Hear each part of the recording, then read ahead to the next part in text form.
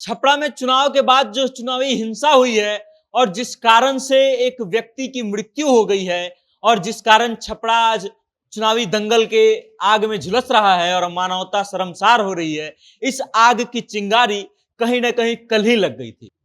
राजीव प्रताप रूढ़ी ने कल कई लोगों पर आरोप लगाते हुए बूथ कैप्चरिंग का शिकायत किया था और लिखित आवेदन दिया था ऑब्जर्वर अधिकारी के पास कि बूथ कैप्चरिंग का प्रयास किया जा रहा है, लोगों को परेशान करने का प्रयास किया जा रहा है और लोगों को एक विशेष प्रत्याशी के पक्ष में वोट डालने का दबाव बनाया जा रहा है। राजीव प्रताप रूढ़ी ने लिखित शिकायत की थी, एक व्यक्ति का नाम भी लिया था और उसके बाद पुलिस ने यह कहते हुए पल्ला झाड़ लिया था कि इस बारे में जांच पड़ताल की जाएगी।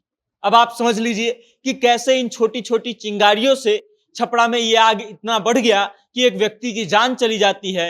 ये चुनावी साजिश कितना खतरनाक हो सकता है किसी एक आम इंसान के लिए कि उसकी जान का कोई कीमत नहीं होता है। आप समझिए, राजीव प्रताप रूढ़ी कल ही जो है अमनौर विधानसभा क्षेत्र के मतदान केंद्र संख्या 12, 13 और 14 के बारे में लिखित शिकायत जो है ऑब्जर्वर अधिकारी के पास देते हैं। वो कहते हैं कि एक प्रत्याशी के पक्ष में वोट डालने के लिए वोटरों पर दबाव बनाया जा रहा है, मतदाताओं पर दबाव बनाया जा रहा है।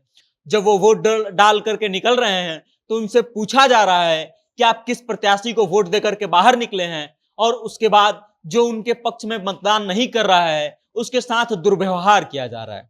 राजीव प्रताप रूढ़ी ने सारण विकास मंच के शैलेंद्र प्रताप सिंह के खिलाफ लिखित शिकायत दर्ज कराई, उनका नाम उसमें लिखा और बोला कि इन्होंने लोगों को परेशान करने का काम किया है, बूथ कैप्चरिंग का प्रयास किया है। और जब लिखित शिकायत दी गई तो शैलेंद्र प्रताप सिंह उस जगह से गायब हो गए, फिर वहां पे दिखाई नहीं दिए। प्रशासन ने यह कह दिया कि हम इस बारे में जांच पड़ताल करेंगे।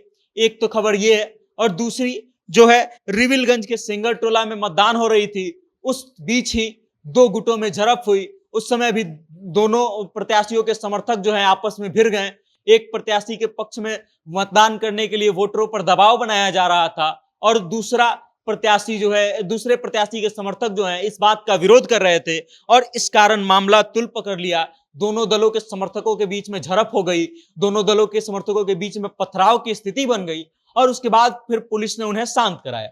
अब आप समझ लीजिए कि कैसे इन छोटी छोटी घटनाओं से तेलपा का वो बड़ा घटना बन गया। जब रोहिणी आचार्य पहुंची तो कैसे उनका विरोध होने लगा, लोग उन पर आरोप लगाने लगे, उनको गालियां देने लगे, उनके साथ बदतमीजी हो गई और उसके बाद मामला इतना तुल पकड़ लिया कि हाथापाई की नौबत आ गई और फिर पुलिस के बीच बचाव करने के कारण मामला कुछ समय के लिए वहां शांत हो गया और फिर अगले दिन यह मामला पूरा का पूरा उखड़ गया और फिर हिंसा हो गई।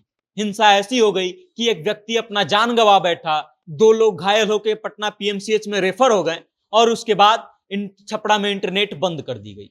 अब आप समझ लीजिए कि कैसे इन छोटी छोटी घटनाओं से इतना बड़ा घटना बन गया कि राजीव प्रताप रूढ़ी और रोहिणी आचार्य के समर्थक आपस में भिड़े और भिड़ने के बाद मामला इतना बढ़ गया कि गोलीबारी हो गई और एक व्यक्ति की मौत हो गई।